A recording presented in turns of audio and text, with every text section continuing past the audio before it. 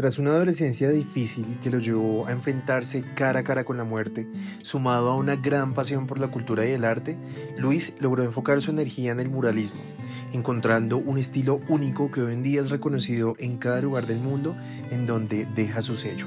Hoy te presentamos la historia de Debbie, un hombre que nos recuerda que los artistas nacen, pero también se hacen.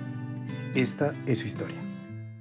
Hola, bienvenidos a un nuevo episodio de Aprendiendo a Vivir, este podcast donde seguimos conociendo historias de vida de personajes inspiradores y hoy tenemos un invitado súper especial, Luis, un amigo mío que de verdad quiero con todo mi corazón, pero es más conocido en el mundo del arte como Debbie. Bebé, ¿cómo estás? Todo bien, bebé, ¿y tú? Bien, nervioso, ansioso, pero contento de tenerte acá. Gracias por la invitación, muy lindo. No, a ti muchas gracias por sacar el tiempo, por venir, por parcharte. Vamos a conversar y pues a contar tu historia. Como siempre hablamos de la vida. Así es, sí, así es. De hecho, este podcast en parte surge gracias a una conversación que tú y yo tuvimos hace poco. Yo estaba en ese momento de depresión, ¿te acuerdas? Que Sí, estaba bien claro. down. Y tuvimos una conversación donde hablábamos justamente sobre la pasión y las cosas que a uno le gustan en la vida y qué es lo que a uno le mueve. Claro. Y gracias a esa conversación pude hacerme esa pregunta y ahora estamos aquí haciendo lo que me gusta y pues bueno, Claro. espero que te lo parches y te lo disfrutes. Muchas gracias y sin miedo al éxito. Quiero empezar a como a entender una parte de tu historia que yo no conozco muy bien y es tu infancia. Sí. ¿Cómo era tu infancia? ¿Dónde creciste? Yo sé que crecimos en el mismo barrio, pero quiero que le cuentes a la gente de dónde venimos. Bueno, yo en realidad tuve una infancia mi infancia fue muy buena en contextos como, digamos, de lo que es como un núcleo familiar, la tranquilidad, todo el cuento. No tuve como, digamos, eventos traumáticos ni nada por el estilo. Eh, Me crié más que todo con la familia de mi mamá, que es una familia muy conservadora. En realidad es una familia como muy tranquila, muy unida. Es una familia paisa que viene de quindianos, del Quindío. Ujú. Entonces como que sí tuve un entorno muy cálido a nivel familiar, sobre todo con mi abuela, mis tíos, mis tías, porque como vuelvo y digo, es una familia numerosa, grande, entonces muy unida.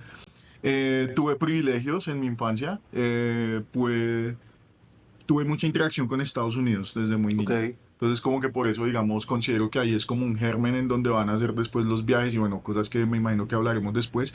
Entonces como que un tiempo de mi vida estuve como entre Colombia y Estados Unidos. Creo que eso, en esa época como que tuve acceso a información y a cosas que no era tan fácil de tener, como que me abrieron un mundo diferente en la cabeza. Ujú. Ya después la adolescencia va a ser otro tema porque hay una quebrada de muchas cosas de mis papás y demás y bueno, ahí ya todo cambia, pero mi infancia fue muy linda. Crecí en Castilla, crecí en Kennedy, entonces siempre. De hecho, crecí en Mandalay, como entre Mandalay, Kennedy Ajá. y Castilla. Ajá. Eso me parece muy bacano porque yo creo que una de las cosas más chéveres que tiene un ser humano es no olvidarse de dónde viene, ¿no? Como, Nunca, jamás. porque es ahí donde nace ese germen del que hablabas, donde nace esa semilla. Y bueno, entonces, ¿cómo fue esa adolescencia? O sea, ¿cómo era Debbie de pelado? La adolescencia fue un desastre.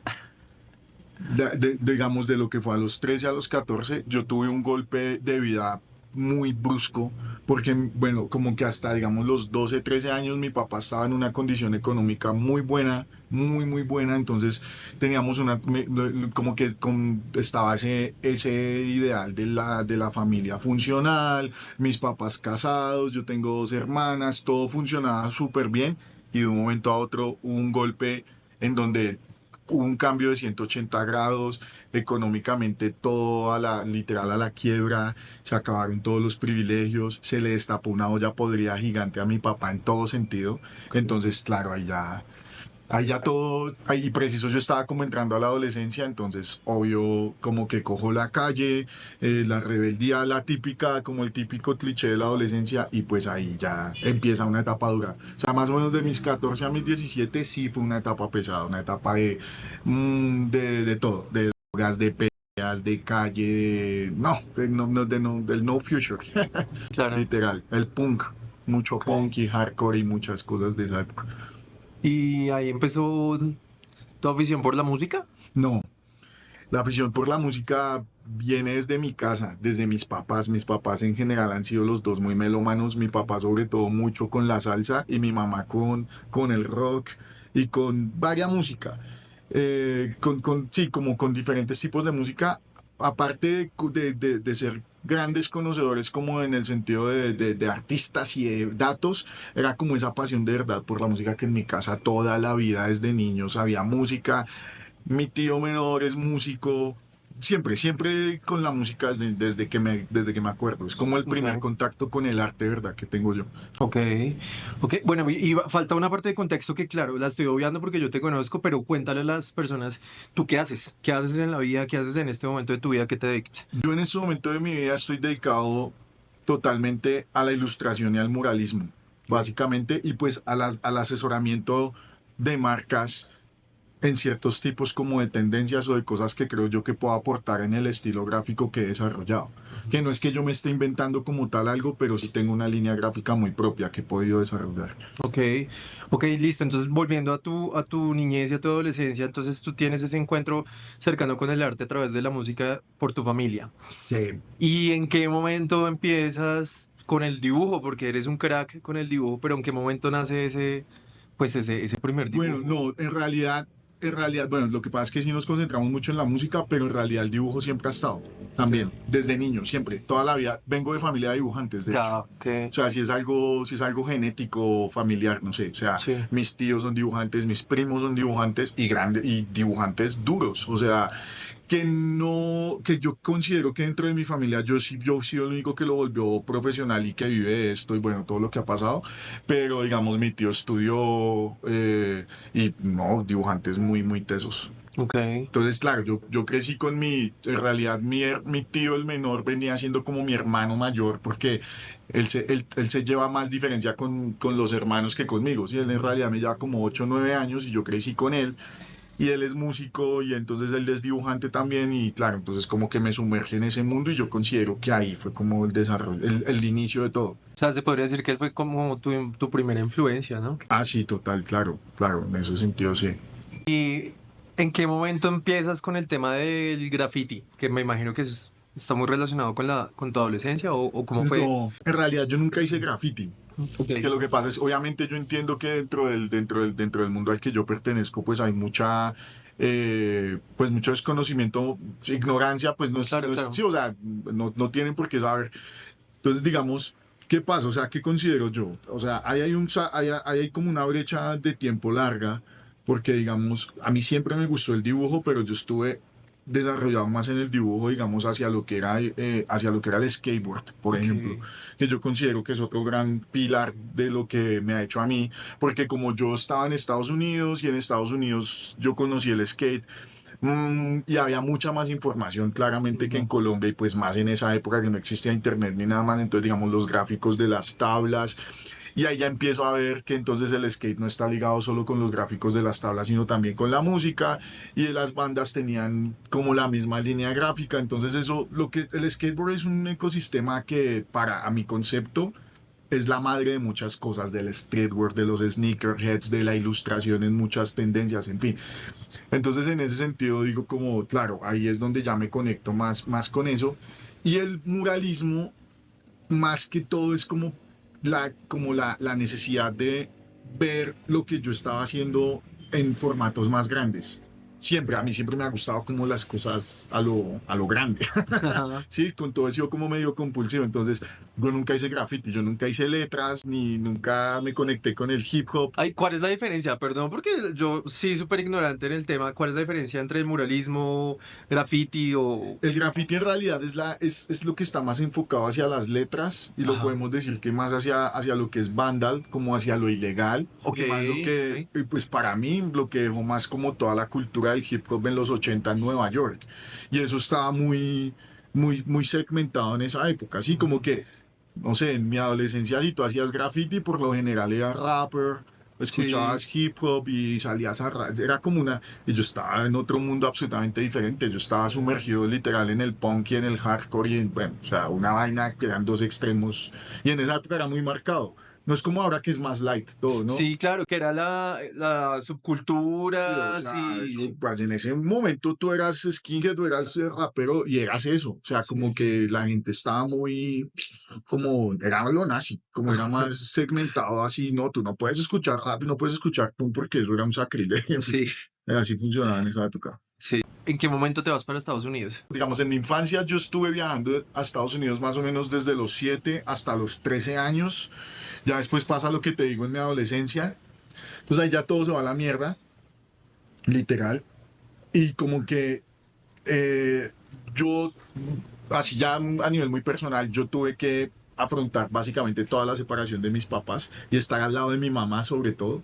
Entonces eso fue una época muy caótica y ya hasta los 20 años, 21 años, yo sufro un accidente muy grave que estuve un año en hospital, me partí la cadera en dos, literal por andar de fiesta porque andábamos en un mundo súper loco y ya un amigo mío queda en silla de ruedas de por vida, queda cuadrapléjico. Cómo fue el accidente o qué? Como que ahí, digamos, un gran paréntesis, como que todo el gusto y toda la pasión por la música a mí siempre me ha hecho moverme por diferentes grupos sociales. Ujú.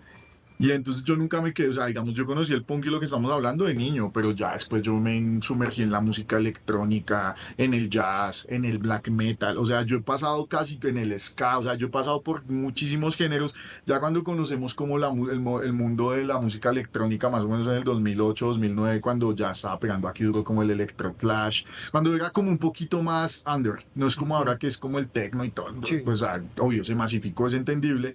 En ese momento hicimos una banda porque yo he compartido más tiempo con músicos que con artistas gráficos. Ok. Todos mis amigos cercanos me los ha traído es la música. Todos. Mi mejor amigo es un músico un multiinstrumental muy cerdo. Entonces, claro, y con él hicimos un montón de bandas y ya obviamente ya era la época de la música electrónica, de las fiestas de música electrónica y pues había muchas drogas y demás y mucha fiesta y pues literal una fiesta de 3 días llena de coca vino de todo, terminó en eso. Sacamos un carro yéndonos a la calera y nos accidentamos. Duro, Tenso. denso, sí, densísimo. Entonces, ¿Y eso qué representó para ti? O sea, ¿hubo un cambio significativo o sí, o seguiste en la misma? ese es el acontecimiento más importante de mi vida, el Ok. breakdown más grande de mi vida. No exagero. Sin eso, habían dos opciones, o me hubiera muerto o literal es como volver a renacer, porque ahí cambió todo. Ahí ya fue donde yo me tuve que sentar conmigo mismo y ver todo lo que había hecho. Porque, digamos, paréntesis, siempre quise ser músico, pero yo no soy músico. ¿Sí me van a Ajá. entender? O sea, yo estaba forzando eso y lo forcé mucho tiempo. Y yo dije, no, yo lo que de verdad naturalmente hago es dibujar. Aparte de todo, de pintar, no, el principio es el dibujo. Pero, ¿y cómo fue el accidente? Quiero como profundizar en eso. O sea, te fracturaste la cadera. Me partí la cara en ¿Cuántos dos. años tenías? 21, 21. 21. ¿Cuánto tiempo duró el proceso de Un año. recuperación? ¿Y cómo fue esa vuelta? O sea, ¿tuviste que estar en silla de ruedas? Claro, todos los procesos, sillas de ruedas, caminadores, muletas, volver a entrar al baño. No, o sea, es volver a empezar. Tú vuelves a ser bebé, literal. Y además, o sea, una de las cosas más locas de ese acontecimiento es tú estar borracho, enfiestado y estar pasando por una situación de esas. Yo me acuerdo que yo estaba en el hospital y yo decía, no, yo no puedo, esto no puede estar pasando, esto no puede ser real. Y ahí es como es la conexión, es ver la muerte, o sea, es esa conexión de verdad de sentir la muerte y eso por un lado te quita mucha sensibilidad, muchas cosas. Y ya como que la canalización. Eran como dos caminos literal. Usted se pudre y sigue en este mundo de fiesta o ya se canaliza. Y Ujú. que yo me vine a canalizar fue en Nueva York, que es la ciudad más loca del mundo. Pero allá fue donde yo la aproveché hacia otro lado. O sea, yo a New York ya llegué, fue a ver qué había, a consumirme todo ese mundo de todo lo que ha pasado en la historia de la humanidad ya. Y Ujú. fue ahí yo dije, ya sé qué es lo que quiero hacer y por eso hasta hoy. Ok. Y en ese momento, ¿quién estuvo contigo durante ese proceso de recuperación? Mi Tu mamá, mamá. claro, mi mamá. Yo con mi papá no tengo conexión, de Ok, nada, de nada. O ok. sea, después de lo de la adolescencia y todo lo que les digo, no. O sea, yo no sufrí eventos traumáticos, digamos, en ese sentido con él, de agresividad o esa historia de que el man llega y le casca las. No. pero no, o sea, el man en su... No, no, yo no tengo ningún tipo de conexión con él. O sea, en este momento de mi vida, mi papá para mí es un cero a la izquierda y ya no lo digo, digamos, desde el odio ni desde el O desde el rencor, dolor, ya lo sí. sané, ya fue como... Me demoró un montón de años, un montón, pero también aprendí que hay cosas en la vida que es como... Tú no me sirves, bebé, sigue tu camino, todo bien. No, no porque tú tengas algún tipo de parentesco o algún lazo, te estás obligado a mantenerlo. Claro. No, tú eres libre de soltar lo que se te dé la gana y que te haga bien. Ya, Pero también es súper importante que eso también lo hemos hablado en nuestras conversaciones de sanar la relación con el papá y la mamá. O sea, es una vaina de, claro, cada quien lo descubre a su manera, claro, porque sanar puede ser de nos sentamos y tenemos una conversación y me pides perdón y te pido perdón, o simplemente es como gracias, todo pero bien. todo bien y yo sigo mi camino y suelto eso. Eso Entonces, fue lo que hice yo, exactamente. claro, claro. Y en ese proceso de recuperación psicológicamente, ¿cómo fue la vuelta? O sea, ¿qué sentiste? ¿Tuviste acompañamiento o fue como tú solo contra el mundo y tu cabeza? Sí. Sí, porque yo considero que, digamos, es relativamente nuevo de lo que se está viniendo hablando como de inteligencia emocional, ¿no? Sí, Y de claro. cuidado mental. Sí, la salud mental es un tema reciente. Es O muy sea, y reciente sobre todo en y Colombia, es un porque lujo. En sí, realidad es un sí, sí, lujo. sí, O sea, sí. nosotros estamos, sí, o sea, las esferas socioeconómicas que están en un nivel superior son los que estamos hablando de esto, eso es la Claro. verdad. Y yo me fui, eso pasó, y pues obviamente la prioridad de mi familia era que yo pudiera volver a caminar, y era verdad, porque había un gran porcentaje de riesgo que yo quedara en una silla de ruedas de por vida. Ok. Entonces, pues obviamente eso era lo primero, o sea, lo primero era que yo volviera a caminar a como de lugar. ¿Has pensado qué hubiese pasado si hubieses quedado en silla de ruedas? Sí, claro, claro, pero no tengo un panorama muy claro, porque mi cabeza es demasiado rápida y yo he sido una persona demasiado ansiosa en muchas cosas. Y yo creo que yo no hubiera soportado eso. No, no sé, no sé qué hubiera pasado, pero creo que hubiera sido la verdad mucho más hacia el lado negativo Claro. que hacia el lado positivo. Claro, pero bueno, finalmente hay que agradecer. Yo creo que eso es va a ser un tema súper repetitivo en todos los episodios, pero es ese punto de inflexión que uno encuentra en la vida y que al final es como el camino para irse al abismo A mí o eso me salir lo dio, adelante. a mí eso me lo dio contactarme con la muerte Ok. y recordar que la muerte es algo que está ahí, que también es a mi concepto, bueno, Latinoamérica exceptuando México, tiene una ignorancia profunda ante ese tema. Ujú.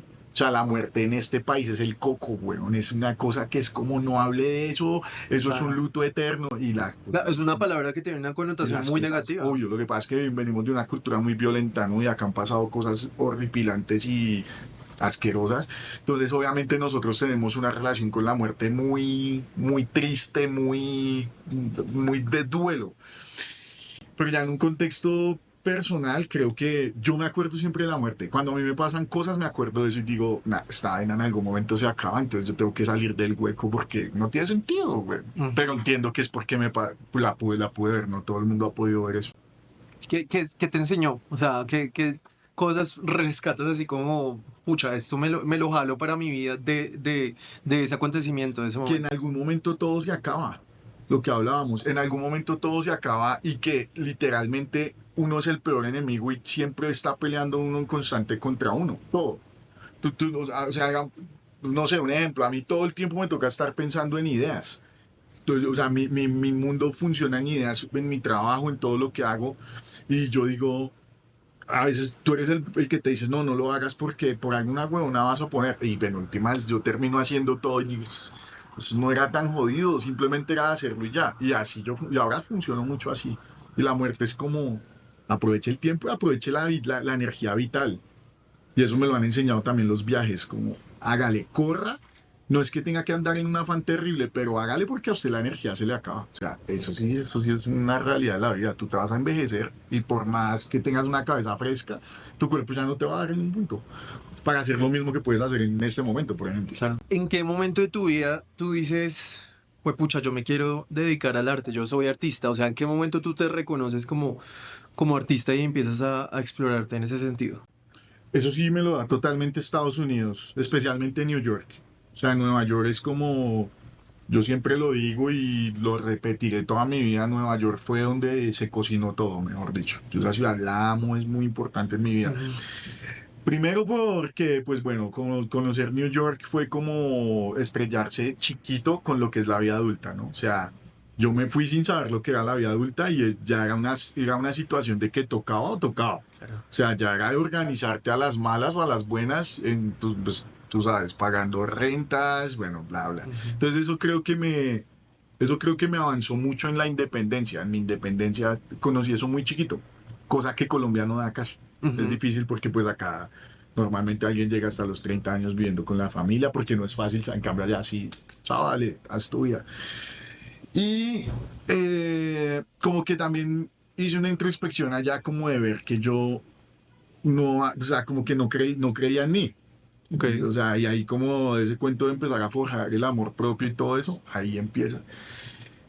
Ahí me tocó el Nueva York hipster, literal, como la tendencia hipster, y en ese momento empezaron a hacer muchos flea markets de ilustración y empezó como esas tendencias de que todo el mundo empezó a hacer sus emprendimientos y todo eso, lo que ya después va a llegar acá también muy masivamente. Ujú. Y la verdad fue que yo empecé a ver que había mucho trabajo, o sea, no era por creerme yo, wow, pero había mucho trabajo pues que no era la misma, que yo podía hacer una mejor calidad. Ujú. Y dije, no, claro, ya. Entonces, como de las primeras ideas era ver qué estaba haciendo la gente, qué estaban imprimiendo, y dije, no, yo puedo hacer esto. Y aparte, ¿Pero qué hacían puntualmente? O sea, como... hacían ferias pequeñas de ilustración. Entonces, Ajá. digamos, esto empezó desde cosas muy pequeñas, o sea, de hacer stickers, hacer postales, empezar a vender tus cosas, ¿no? Ajá. Entonces, claro, ya empecé a hacer eso y empecé a ir a ferias chiquitas, entonces ya también me empecé a dar cuenta que yo me jodía 12 horas diseñando en una agencia chiquita en Brooklyn para ganarme $100 el día y me iba a 3 4 horas a una feria y me hacía $300, si me van a Ok. entender. Y dije, uy, no, por acá es. Y ahí dije, no, yo quiero hacer esto. Obviamente también cuando tú empiezas a recibir dinero por lo que estás haciendo, pues eso lo potencia, ¿no? Eso es Claro. como... Y ahí ya fue donde dije, no, yo ya no le quiero trabajar a nadie. Igual siempre tuve dentro de mí como ese ideal de rebeldía, que es así, para mí es la verdadera rebeldía, como de, no, yo no quiero que a mí nadie me dé órdenes. Eso sí siempre lo tuve de chiquito, yo Ujú. no me aguanto a nadie. O sea, en ese sentido de, y ahora menos. Es como, no.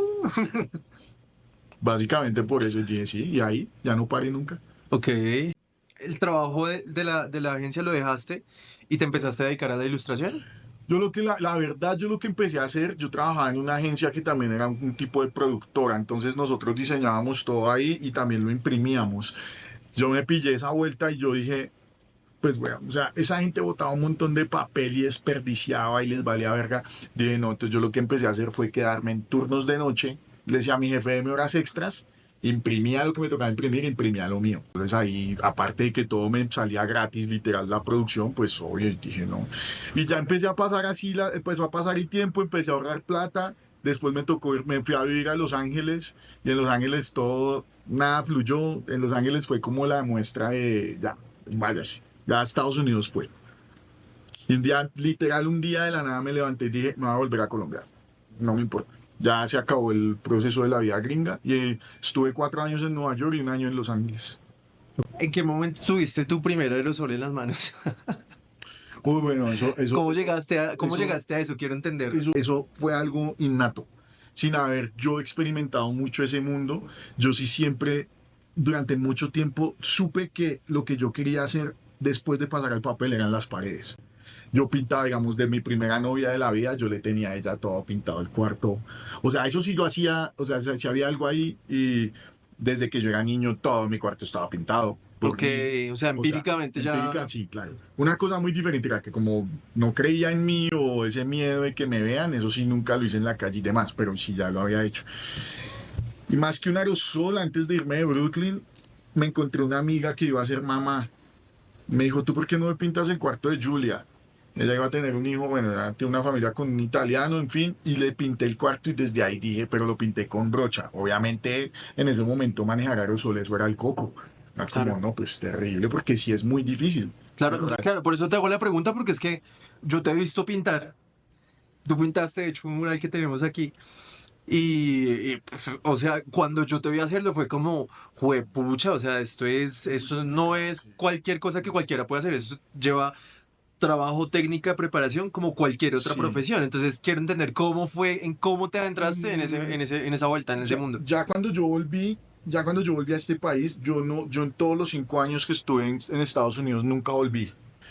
Entonces también, Ok. eso por un lado fue tenaz volver a encontrarme con Colombia después de 5 años. Además que todo el tiempo que yo estuve en Estados Unidos, yo literal me desconecté de Colombia. Yo no quería saber nada, más venía de ese trauma, de ese accidente. Ujú. Literal, yo me empeñé en nada. Yo decía, yo no quiero saber nada de ese país, no sé nada, yo no veía noticias, no leía nada, escasamente hablaba con mis amigos así de la vida.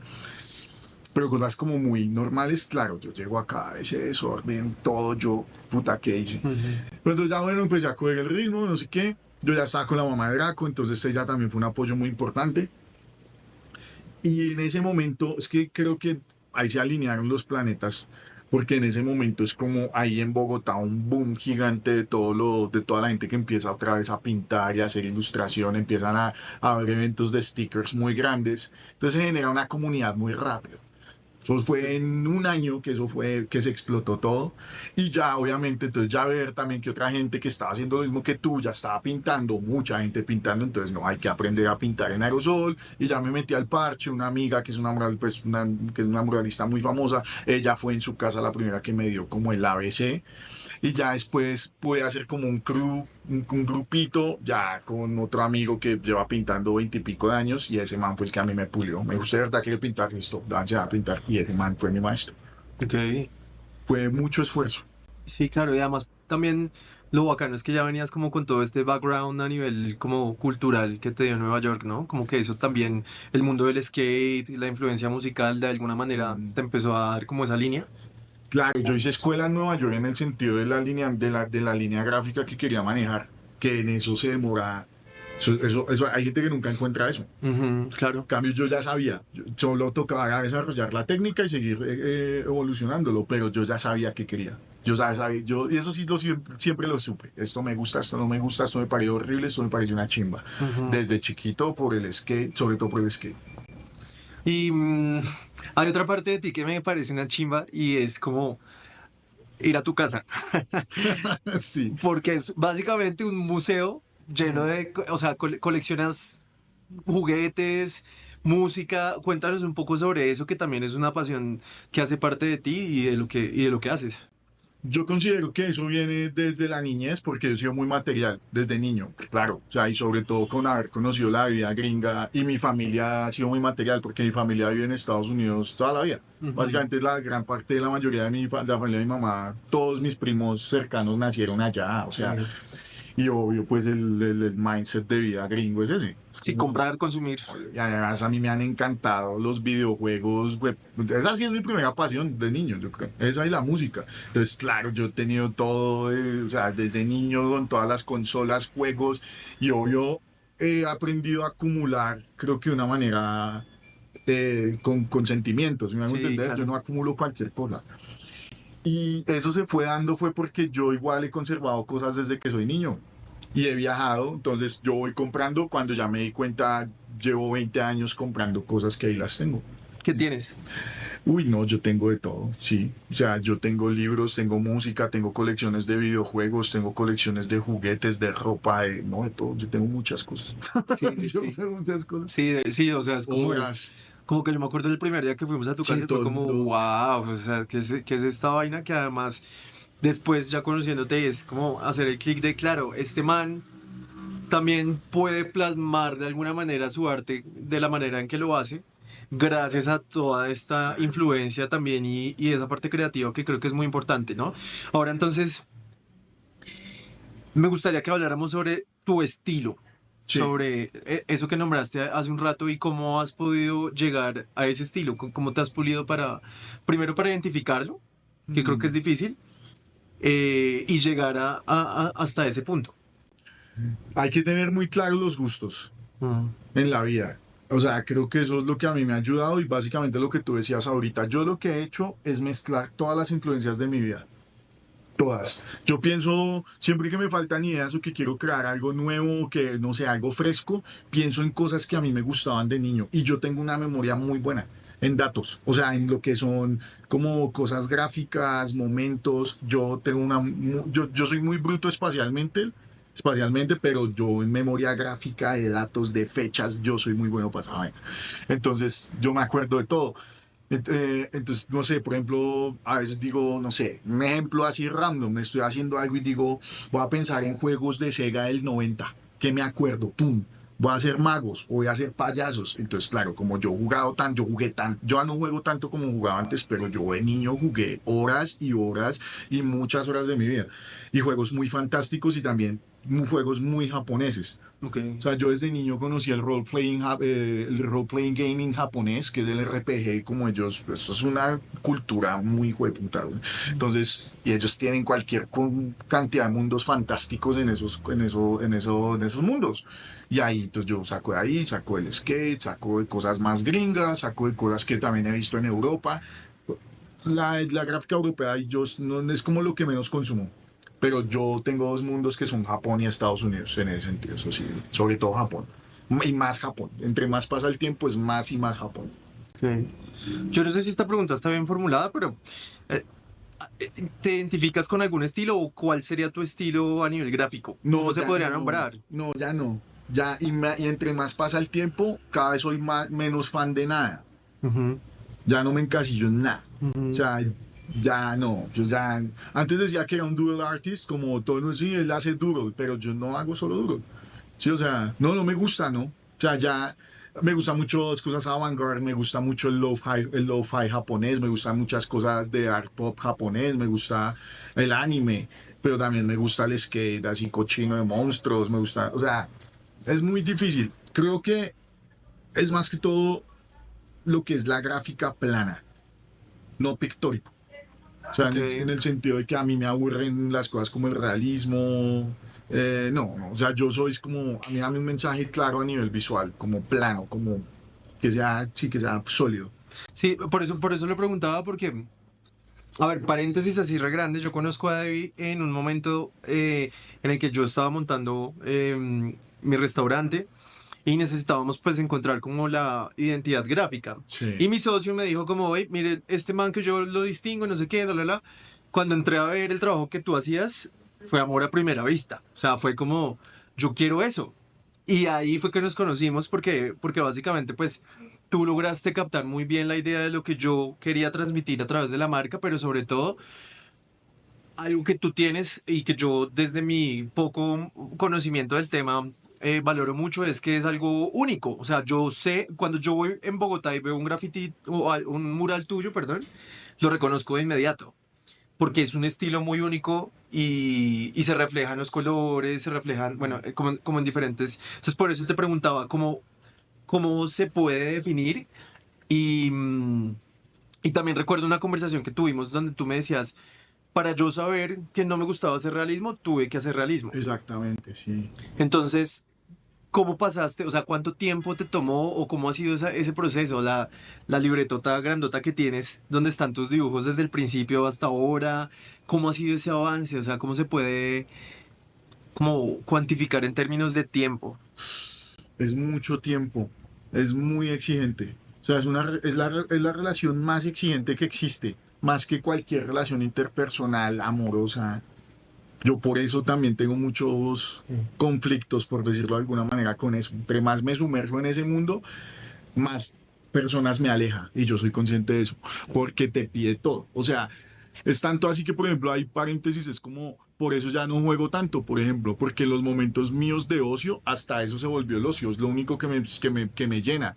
Yo prefiero estar invirtiéndole 8 horas a esto a estar jugando 8 horas. Y digo, uff, porque el avance se ve de una manera muy Ujú. tangible. Si yo me siento todos los días a dibujar mínimo 4 horas, en un mes avanzo mucho. Un juego ya no me va a dar eso, si me hago entender. Claro. Me da referencias, sí me da una experiencia, pero ya es algo muy personal. Ha sido de dedicación y de tiempo, no ha sido nada más. O sea, eso sí es de meterse y Dalí decía que después de la pasión va la obsesión. Y es Ujú. básicamente eso, sí.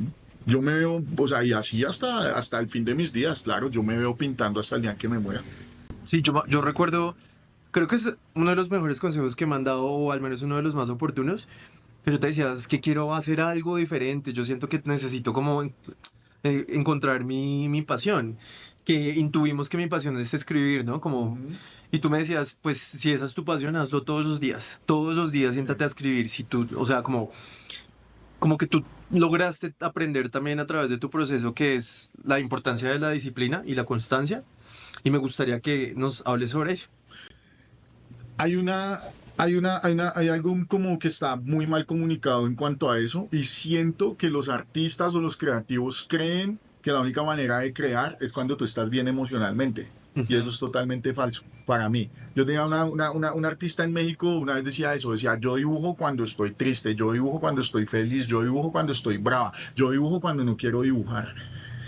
Y eso es lo que hay que hacer, porque eso también te saca otro tipo no, no todo en la vida es felicidad, tú no puedes Claro. estar bien todo el tiempo, si no Ujú, la vida sería muy aburrida. ujú. Entonces como, obviamente lo que nosotros buscamos es como ese estado de plenitud, de estar felices y tranquilos, ¿no? Pero a ti la rabia te da otro tipo de cosas, de La estrés, tristeza. todo. Todo, todo, todo. Entonces yo aprendí eso. Yo hay días que no quiero dibujar y dibujo. Estoy muy contento. Hay días que estoy súper motivado y dibujo 10 horas. Hay otros días que no quiero tanto y dibujo 2. Hay otros días que estoy ahí más o menos y dibujo 4. Pero yo lo hago todos los días.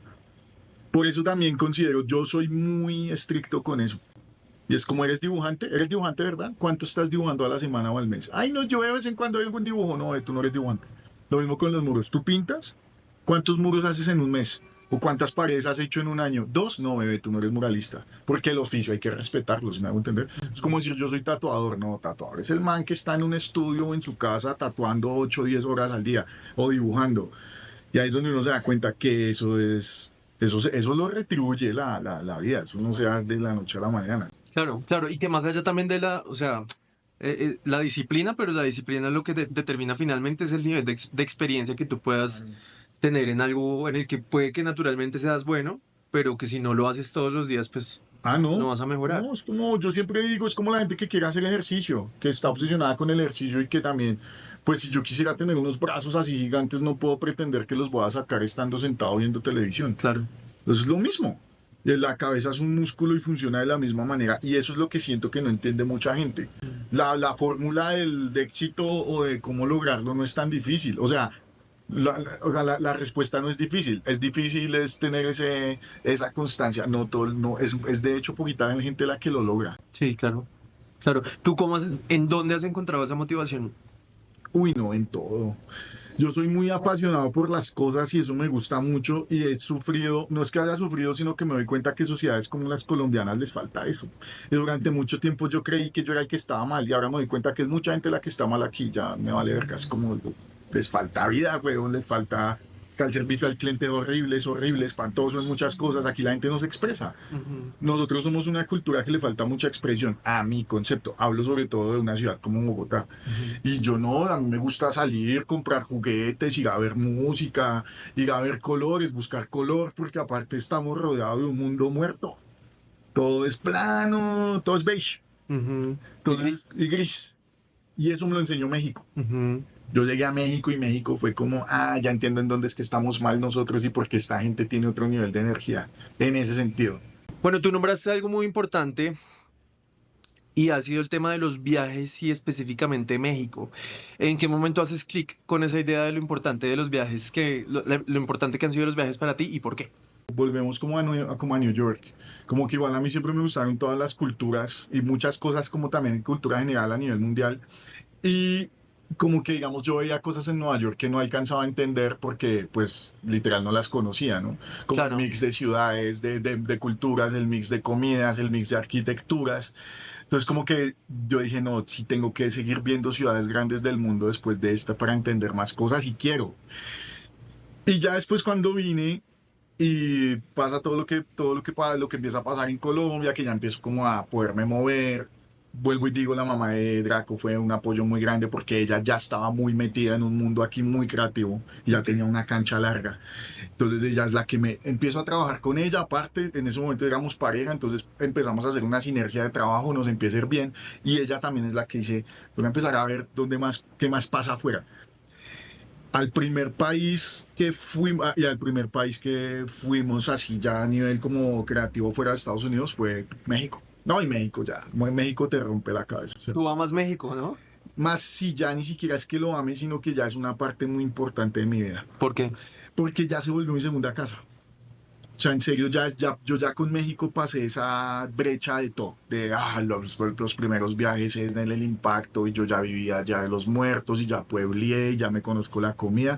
Ahí es una cultura muy, muy extensa en todo, en comida, en el albur mexicano, en entenderles su slang. Y ya después de que tú entiendes eso, ahí ya puedes empezar a entender a México en otro sentido. Pues lo hablo desde el sentido creativo de cómo se mueven, porque hay tantas cosas. Y yo voy 2, 3 veces al año. He entrado casi 30 veces a ese país en los últimos 7 años, entonces 7, 8 años. Entonces ya es como, sí, literal, es como no, y me ha dado todo. O sea, en el sentido, me ha abierto, no todo, pero sí me ha abierto mucho espectro a nivel creativo que me avanzó, mejor dicho. Eso es lo que quiero saber. ¿Por qué México ha sido tan importante para ti a nivel artístico, a nivel creativo? Principalmente desde lo más básico, porque no le tienen miedo al color. Y Sí. las culturas que no le tienen miedo al color son culturas diferentes para mí. Y a nosotros nos falta mucho camino en eso, mucho, mucho, mucho. Mm. O sea, Colombia es una ciudad, una cultura que está más pegada a la tendencia. Ujú. Entonces, si es muy colorido, es ñero o es kitsch. Entonces, si va a hacer algo, tiene que ser más sobrio, porque acá, cambia a México, le vale verga. México es como, no, o sea, México hay color por todo lado. Entonces, como, y manejar el color es muy complicado, a mi concepto. Yo mucho tiempo pinté en blanco y negro porque le tenía pánico al color. Y desde México fue como, ya se puede. ¿Y qué ha representado para ti viajar? Y porque sé que es una de tus pasiones también, ¿no? Sí, Y cómo has logrado mantener ese balance entre el trabajo y el viaje. eso es lo más hermoso de todo porque a mí la vida me ha dado la oportunidad de viajar pintando o trabajando, básicamente. Entonces, o sea, yo sé que todo el mundo viaja de una manera muy diferente y no estoy diciendo que que la manera en que yo pueda viajar es la mejor, pero digamos, si yo me pongo a ver qué beneficios tengo de la manera en que yo he podido viajar, es por ejemplo, tú llegar de una a lo local, conocer gente que está haciendo lo mismo que tú, que te trata como una familia si nunca se hayan visto personalmente, porque uno ya sabe que pertenece como a una comunidad, que te muestren lo real de cada lado donde tú llegas, porque eso no es llegar a hacer un viaje de tour en donde a ti te ruedan A 15 tomarte la días foto en turística. Europa por 4 países, que también está bien, ¿no? Y Sí, que, claro. que obviamente uno ve ese tipo de viajes y es como, ay, sí, quiero correr a la Torre Eiffel y nada, Sí. la Torre Eiffel me vale verga. Es como, exacto, es como que se come aquí, venga, como es la vuelta, vámonos de fiesta. Obviamente dentro de este mundo hay mucha fiesta, que la fiesta también sirve si uno la sabe usar en ese sentido, y no, pues que a ti te paguen afuera por pintar, que puedas conseguir estadías, no es hermoso. O sea, eso es algo que no puede comprar el dinero. Ujú. Ni quieras dinero. Como en cada episodio, son ustedes quienes nos envían sus preguntas para conocer un poco más sobre la vida de nuestros personajes, así que vamos con la pregunta de hoy. Hola, mi nombre es Henry y tengo una pregunta. ¿Qué tan viable y sostenible en el tiempo es para una persona vivir del arte en un país como es Colombia? Claro, se puede. De hecho, considero que es más fácil vivir del arte hoy en día en un país como este que afuera. ¿Por qué? Porque acá hay más posibilidad de autogestionarse. Afuera no. Digamos, en países como Europa o en lados como Europa o Estados Unidos es muchísimo más complicado, porque nosotros aquí tenemos mano de obra y tenemos insumos, afuera no. Y uno se puede, pues de la manera en que a mí me pasó y lo hice, fue desarrollando como mis propias cosas, autogestión en mucho sentido. Pero sí es una cosa de muchísima dedicación y mucha disciplina, claramente, todo el tiempo. Yo siento que también hay un estigma un poco en cuanto a la vida del artista, ¿sabes? Como que todo es Claro. locura, diversión, rumba. Sí, porque eso viene, creo yo, arraigado desde el colegio, desde los sistemas educativos que nos impusieron. Mm. Y es que siempre el que, no sé, o yo, yo siempre lo percibía así, pero el bueno del salón era el que era duro en matemáticas o en física y el que dibujaba era yo, que era ya el bicho raro Ujú. o el que sí, que estaba como mal. Y no, o sea, las cosas no son así, simplemente es una disciplina más como cualquier otra. Y de hecho, hay mucho orden, hay tiene que existir mucho orden en esto. Nada más, por ejemplo, en tus materiales. Tú tienes que ser muy ordenado en donde tienes las cosas, cómo las guardas, cómo las cuidas. Y he conocido muchos casos, la gran mayoría de casos de gente que vive esto en el mundo creativo y que ya está sumergido, son personas muy ordenadas, muy limpias, muy psicorrígidas en muchas cosas, ordenados en general porque hay que hacerlo. O sea, es como una manera de lograrlo, mejor dicho. Claro, pues como en cualquier trabajo. en cualquier cosa que uno quiera hacer bien. El arte está muy mal visto en ese sentido, porque nosotros creemos que, obvio, las ciencias exactas y demás es súper importante para la vida. O sea, sin médicos, sin ingenieros, sin arquitectos, pues la vida no podría ser lo que es. Pero pues el arte es algo que hace parte también de ese grupo en el que vivimos como humanos.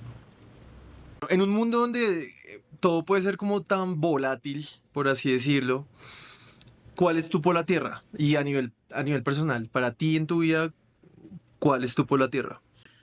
Mi casa y mi hijo, tal vez. Y cada vez, entre más crezco y más viejo me vuelvo, cada vez más. O sea, considero que un buen polo a tierra es generar como una base en donde estar, como una casa. Ok. Que digamos, a veces así esté viajando, sé que igual la tengo, ¿sí? Entonces, como a veces estaba un lejos y digo, ya, no sé, en un mes estoy otra vez en la casa y vuelvo y ya, cada vez algo menos aquí, la verdad.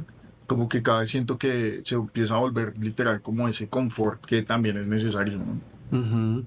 Y a nivel de salud mental, que es un tema que, pues Claro. que al final nos toca a todos, cuáles son como, porque claro, creativamente, para poder tener, digamos que un estilo de vida que sea sostenible y que dependa pues del arte, también, o bueno, en cualquier sentido de la vida tienes que estar bien, ¿no? Mentalmente, ¿y cómo haces para mantenerte Yo creo que cuerdo? hay que ser muy consciente, o sea, de la manera en que yo pienso, hay que ser muy consciente y hay que conocerse muy bien. Y uno ya después con el tiempo va sabiendo qué le hace mal, qué le da tranquilidad, qué te hace bien. A veces es muy difícil porque uno no quiere ver ese tipo de cosas y hay cosas que por ejemplo uno no quiere soltar, ¿no? Por Ujú. ejemplo, el trago. Yo en este momento estoy en un momento de mi vida en que estoy ya quitando el trago totalmente de mi vida, porque siempre habían excusas, ¿no? Para mí el trago es un buen ejemplo de eso, como, ay, no, sí, pero hoy porque es que estamos los dos, entonces, no, ay, sí, y tranqui, mierda. Es Mm. como la consecuencia de eso, a mí, es cada vez peor. Es que es 4 días de guayabo y ya no solo guayabo físico, sino el guayabo mental, que es Ujú, peor, ujú. y pues más, digamos, en un ámbito como el mío que me toca estar tan fresco. Y cuando yo dejo de tomar, pues los resultados se ven inmediato. Mm. Entonces, eso por un lado. Y buscar lo que a uno le dé tranquilidad en general. O sea, yo considero que no hay nadie que esté 100% sano mentalmente, ¿no? No existe, no No. creo. Porque ahorita también hay como una cosa ahí como, ay, no, sí, la salud mental y hay gente que se las da de que, nada, del que el gurú, eso, no, Ujú. eso. La cosa es hablarlo, interactuarlo. Pero sí la tranquilidad, buscar la tranquilidad ante lo que sea. O sea, identificar qué te quita la tranquilidad y cortarlo de una. Yo puedo lograr eso y Ok. lo he podido lograr con experiencias duras, también como digamos lo que hablábamos, con soltar a mi papá, con haberme alejado de mi familia temporadas largas, saber qué es tenerlo y qué no tenerlo, ¿sabes? Lo que te digo, a veces hasta las cosas buenas hay que soltarlas para saber cómo no depender de nada, depender de ti. Ok. Bueno, y nombraste algo re importante, tu hijo.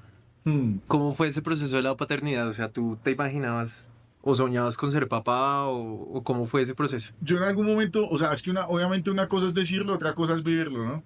Yo en un momento sí me imaginé ser papá, que no sabía cuándo, pero yo nunca estuve tan negado a la idea de no tener hijos. Ok. Y pues ya llegó de rebote porque no llegó planeado, para qué hablar mierda, pero, no, pero pues eso ha sido una experiencia tremenda, claro. Cómo es tu relación con Draco? Se llama. ¿Cómo es tu relación con él? Yo con Draco me vine a conectar bien de verdad después de que él tenía 1 año y medio. El primer año y medio para mí fue un poco traumático, o más que un poco traumático, confuso, como que no sabía cómo actuar, porque ser papá, a mi concepto, es volver a empezar y te muestra cosas que hicieron bien contigo y cosas que hicieron mal. ¿Sí? Claro. Te confronta Te también. confronta. Entonces es como, digamos, también tuve una confrontación grande en el sentido de cuando él nació, de ver toda la carencia que yo tenía por no haber tenido una figura paterna o una presencia paterna. Entonces, por un lado es eso, tratar de arreglar lo que no hicieron contigo, que entonces si tú no arreglas eso, no se lo puedes dar a él.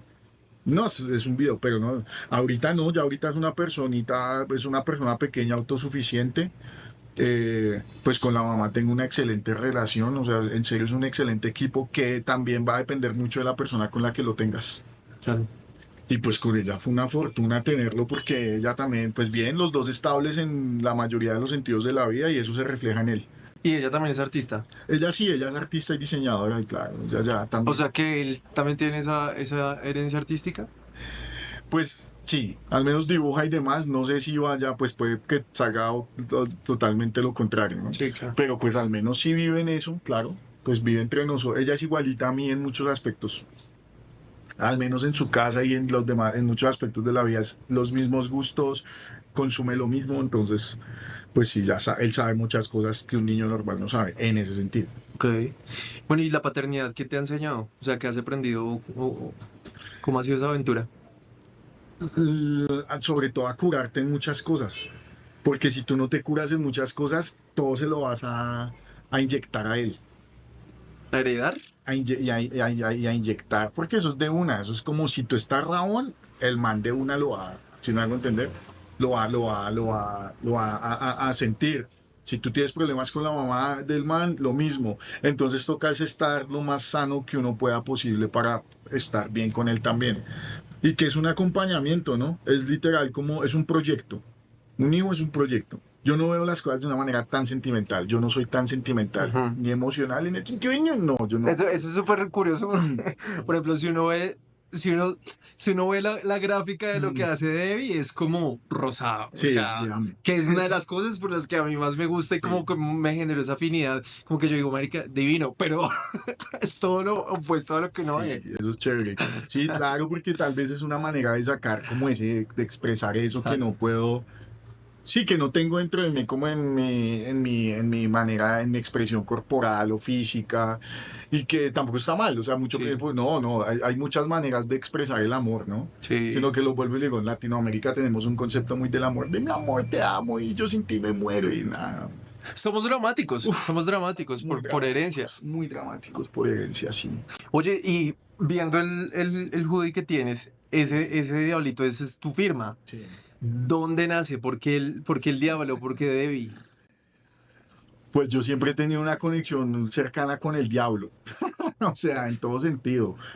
Desde, pues yo no tengo a mí me he preguntado mucho eso, pero no tengo como una respuesta concreta, pero yo creería que es como, primero, mi abuela paterna jugó un papel bien importante ahí porque me saturó de religión desde que yo era niño.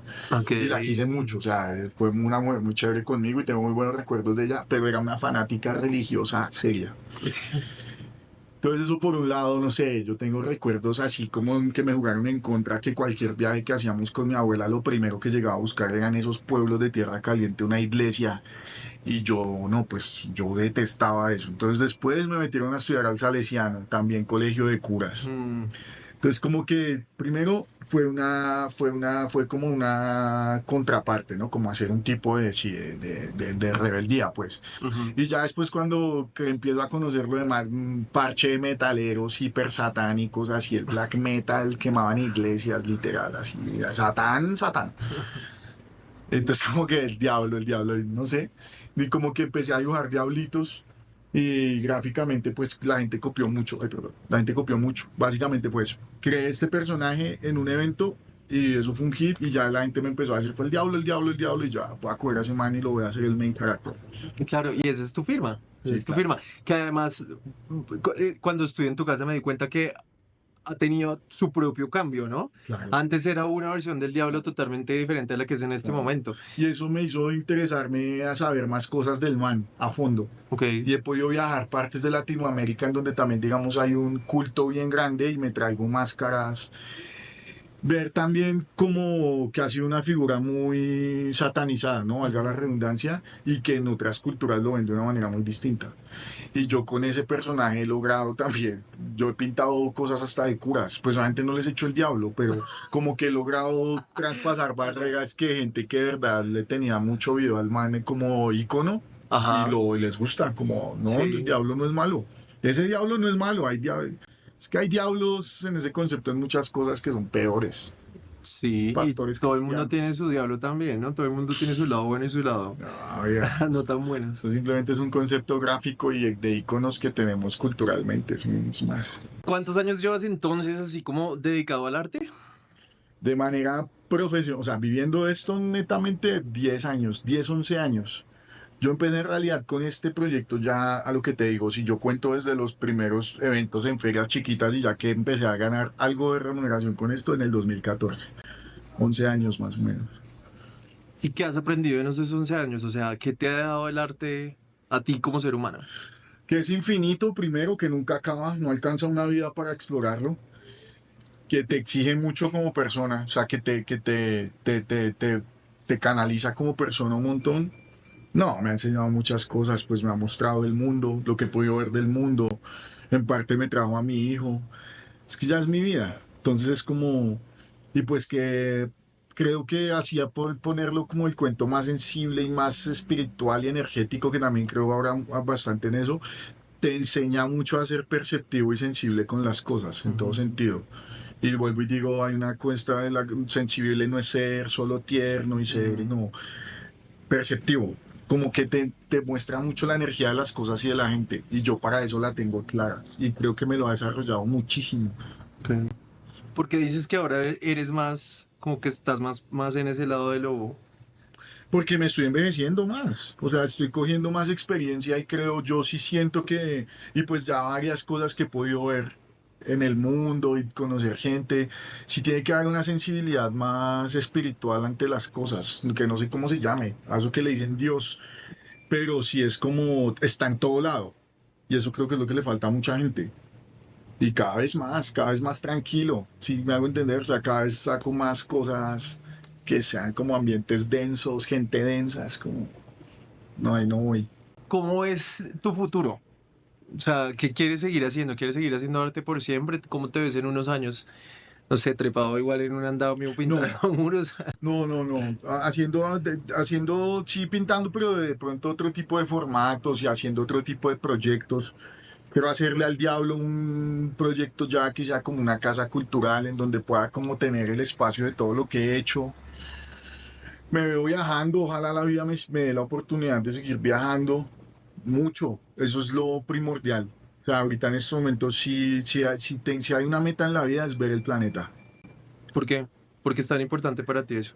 porque es lo único, primero porque siento que es lo único que te va a mantener fresco, de verdad, que te va a poder seguir mostrando cosas. Mira, tú puedes conseguir mucho dinero y puedes tener una casa muy gigante y ese cuento hippie de que la casa y el carro. Y conozco muchos casos de gente de dinero aquí que se quedó ahí, si me hago entender. Y lo que hace es atarse a una deuda y demás. Todo bien, obviamente esa estabilidad también hay que crearla. Pero los viajes nunca acaban. Tu vida no te va a alcanzar para conocer el mundo. Entonces todo siempre va a estar nuevo. Y si tú no estás en contacto con las cosas nuevas, te vas a envejecer. Con todo. Eso es una ley de la vida. Literal, es como, cuéntame qué música estás escuchando. ¿Escuchas lo mismo que escuchas hace 10 15 años? ¿Te vistes igual que hace 10 15 años? ¿Eres capaz de vestirte con otros colores? ¿En serio? ¿Eres capaz de ponerte cosas que nunca te has puesto? Y esos son los viajes. O sea, los viajes es eso a una escala mayor, es llegar a un mundo en donde, no, esto yo no conozco nada, es jodido. Pero para mí ese es el fin, sí. No sé por qué se me vino una pregunta a la cabeza, pero bueno, me parece pertinente. Eh, ¿qué piensas de esa noción del éxito? Eso es muy subjetivo. El concepto del éxito para todo el mundo es muy diferente. Para unos es tener un Lamborghini, para otros es tener una mansión. El éxito para mí en la vida es la libertad y la tranquilidad. Y eso es manejar el tiempo y es manejar el tiempo. Primero manejar el tiempo y que el tiempo esté igual en relación con el dinero. Porque vagos hay muchos que manejan su tiempo, pero no pueden moverse libremente por el tiempo porque el combustible de eso es el dinero. Si tú logras primero generar esa estabilidad, ahí ya puedes decir, ahí buscas la tranquilidad. Yo la veo así. Entonces yo sé que para mí la tranquilidad no es meterme en una deuda de una casa de 10 cuartos o una casa de 1.000 millones de pesos, no. Es, el éxito es una cosa muy relativa, pero sí creería que tiene que ver con la libertad del tiempo. Yo lo pregunto puntualmente porque siento que ahorita también con tanto bombardeo en redes sociales, tanta información, tanta vaina que uno ve, hay una vaina que se ha vuelto parte como del mindset y del guión de la cultura popular y es la cima, ¿no? De cuando llegues a la cima o estar arriba o, sabes, como que siempre está esa noción y siento que esta entrevista de alguna forma también va a estar muy dirigida o espero que pueda ser así a los pelados que vienen de pronto de un barrio como el nuestro y que también de repente sueñan con ser artistas y decir, Claro. marica, yo quiero a través de mi arte y lo que yo sé hacer, que puede que sea dibujar, puede que sea rapear o puede que sea lo que tu forma de expresarte, hacer algo grande en mi vida y poder vivir de eso, que ya lo dijiste que es posible y es viable, pero más allá de eso es como romper un poco con ese estereotipo y esa idea del éxito, entendiendo que igual sí es posible vivir de Claro, lo que uno quiere hacer. claro. Es que hay varias cosas, creo que por ejemplo, pues si va ligado al tema, lograr, lograr, lograr hacer algo que a uno le guste y que le digamos una libertad como lo que he podido yo experimentar viniendo de donde uno viene es mejor aún. No es la media, pero es mejor aún. Personalmente los casos que conozco al contrario, que es gente que nació con privilegios, con dinero, es la gente que más rápido se deschaveta, se estrella, porque no le conoce el valor al dinero ni tiene pasiones, entonces se va a la mierda. Mientras que si tú logras hacer el proceso de saber qué es carencia, de que saber qué es tener necesidades, de tener que salir a buscar a ver cómo es la vuelta o tan, ahí tú lo disfrutas más. Algo de lo que no sea, de lo que yo creo que nunca se habla, pero yo lo veo en el concepto, es no ser fan de nada. Vuelvo y lo digo. Siento que también otro gran problema de nosotros como cultura es encasillarnos en las cosas. Entonces yo soy rapero y hago graffiti y ya, y ahí se acabó, listo. Porque eso te va a segmentar en mundos muy chiquitos. Es como, bueno, solo vas a poder moverte por ahí, seguramente lo único que le va a gustar es a la gente que es igual que tú. Y yo creo que la vuelta es al contrario. O sea, creo que a mí me falta un montón y yo no soy el más grande en esto, pero es como yo he logrado en mi experiencia atravesar por muchos como círculos sociales de diferentes estratos, de diferentes mindsets, de diferentes estilos. Y me doy cuenta que es chévere poder lograr algo que a ti te guste y que le guste a una masa grande de gente, ¿no? Porque vas a tener más campo laboral y aparte vas a poder transmitir un mensaje, sea gráfico, sea como sea, a más personas. No está Yo ya no creo en la segmentación de los grupos, eso me parece terrible. O sea, casarte tú con una idea no te la compro. Es como, no sé. Mi mamá es vegana y ama a los animales y es una rescatista animal apasionada y odia el toreo, pero también he conocido gente que ama esa vaina y son buenas personas, sin entender Ujú. que es duro. No, son confrontaciones, pero yo ya no tengo una idea radical de nada, de nada, de nada. O sea, tú me dices es que esto es así, no te va a creer. Claro, igual eso también es lo que te permite tener como ese cerebro enorme y esa libertad creativa que es necesaria para poder, porque tú dibujas todos los días. Todos los días. Sí, no hay un día que yo no dibuje algo, así sea un personaje, no creo que no hay. Bueno, y me voy a poner rosado, Sí, obvio. ya como para ir concluyendo. Mm, ¿Qué le dirías a los pelados que están viendo esa entrevista o incluso a ese pelado de 21 años que tuvo ese momento de inflexión en su vida? ¿Qué le dirías a ese David joven que ha vivido tantas vainas y que hoy está aquí? Que siga siendo curioso, la curiosidad es todo. Porque es que si tú no tienes eso, lo que te digo, te vas a encerrar. Y eso no es algo que yo tenga totalmente desarrollado, eso es algo que hay que nutrir y eso es algo en lo que trabajo todos los días. Y yo creo que eso pasa en todos los ámbitos de la vida, en todas las profesiones. Si tú no eres curioso, te vas a acabar, si me hago entender, es como llega el punto en que ya no vas a poder dar más porque ya no conoces más. Y lo único que a ti te va a seguir queriendo a tener más conocimiento y más data es la curiosidad. Claro, claro que además también eso está muy ligado a la pasión, ¿no? Cuando uno realmente le apasiona algo, simplemente es un recurso inagotable, es como, es algo que quiere seguir haciendo. Claro. Y eso que digamos, o sea, es que si uno se pone a pensarlo en un contexto de donde en lo que vivimos en esta realidad es infinita. Y más, digamos, con un celular o con todo lo que tú quieras, tú puedes explorar todos los temas que a ti se te ocurran en la vida. Tú te puedes levantar un día hablando con, hoy más, soy ChatGPT o inteligencia artificial, más aún. Digamos, yo ahorita estoy muy metido en ese tema. Y es como digo, no, esto es. Porque ya ni siquiera hay que hacer resultados de búsqueda que tú tengas que hacerlo. El man ya te pone todo y habla contigo y te la interactúa. Si me hago entender, y es como, no, la información es infinita, es infinita. No te alcanzan 10 vidas para alcanzar a saber todo lo que la humanidad ha hecho hasta hoy. Y está al alcance de la mano, o sea. Ya, sino que la gente consume mierda. Ujú, Esa es la verdad. Basura. ujú. La ¿Por gente- qué crees que la gente consume mierda? porque los medios necesitan que la gente consuma basura.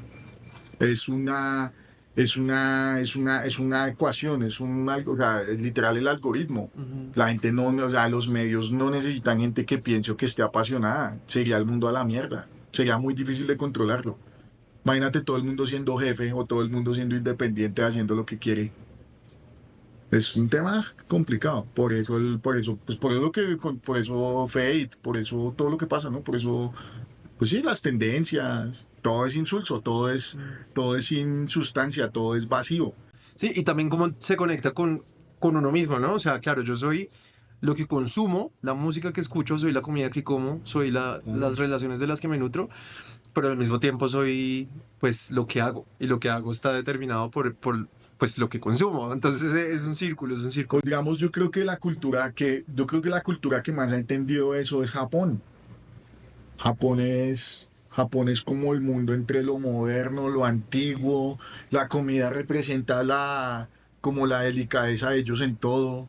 Eh, aparte, ¿no? O sea, es como la sofisticación de todo. O sea, a mí esa cultura me encanta y es el análisis no solo desde el anime, por ejemplo, porque pues aparte de los juegos y el anime, que es el contacto más grande que yo he tenido con Japón, ya después, digamos, va la comida.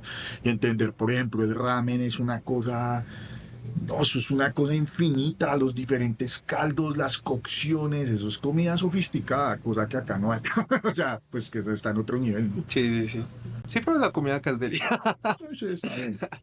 Bueno, pues nada, yo creo que ya vamos concluyendo. ¿Te gustaría agregar algo más? ¿Quieres explorar otro tema o quieres conversar sobre otra cosa o agregar algo? No, pues no, creo que es suficiente. Sean curiosos y pues lo que yo le doy, el consejo que les doy a mis amigos y la gente que me pregunta este tipo de cosas, tampoco voy como un predicador por la vida, va evangelizando a todo el mundo en eso, ¿no? Pero si me lo preguntan, sí, traten de hacer cosas diferentes, traten de vestirse diferente, de explorar. O sea, es como salirse de la zona de confort. Explorarse. Eso es bien difícil, güey. Mantenerse fuera de una zona de confort es jodido. Sí. Sí, sí, sí, porque el mundo está hecho para eso también, para tenernos ahí. Bueno, pues muchísimas gracias de verdad, bebé, Que, por sacar el tiempo, por contarme tu historia. Nos falta muchísimo porque yo estoy seguro que la conversación se podría extender muchísimo más, pero seguramente habrán más oportunidades y nada, de verdad, para mí es un honor tenerte acá, es un honor haberte conocido y ver cómo de alguna forma has sido testigo también como de todo este proceso, pero sobre claro. todo gracias por tus consejos, porque de verdad esos consejos han marcado y han dejado una semillita y creo que son las cosas que uno necesita en una amistad, ¿no? Como Claro. no solamente parchar por parchar y ver pasar las horas y las botellas de cerveza, sino, No, marica, y ese cuento, exacto, ese cuento cliché de que la fiesta, dejas la fiesta de ahí si ves quiénes son tus amigos, eso es lo más cierto que no, sí, eso ya es como, sí, además ya estamos grandes, es sí, sí, como sí, ya, hay que estar tranquilo, güey. sí, sí, y pues ojalá que la vida le permita a uno seguir conectando con personas así para seguir creciendo y seguir nutriéndose, porque pues todos estamos aprendiendo a vivir. Exacto. Bueno, bebé, muchas gracias. Tranquilo. Qué chimba. No, a ti. Gracias. Gracias. Listo, corta.